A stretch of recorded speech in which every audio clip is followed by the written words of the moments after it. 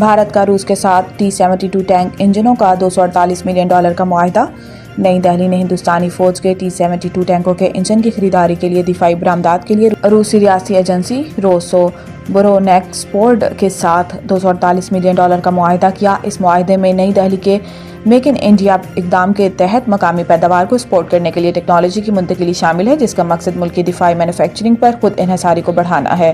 بھارتی وزارت دفاع نے ایک بیان میں کہا ہے کہ معاہدے میں T-72 ٹینکوں کے لیے 1000 ہارس پاور انجنوں کی خریداری شامل ہے۔ طویل عرصے سے ہندوستانی فوج کے T-72 بختر بند بیڑے کا بنیادی مرکز رہا ہے، جو HP 780 انجنوں سے لیس ہے۔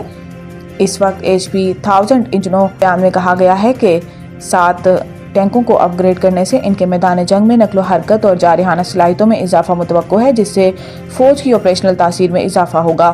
یہ معاہدہ ہندوستان اور روس کے درمیان دیرینہ دفاعی شراکت داری کو اجاگر کرتا ہے۔ 2025 سے 2025 تک روسوبرونیکسپورٹ نے ہندوستان کے ساتھ $50 بلین کے معاہدوں پر دستخط کیے ہیں، جس میں ہندوستان کو روس کے فوجی ساز و سامان کے لیے کل سپلائی $80 بلین تک پہنچ گئی ہے۔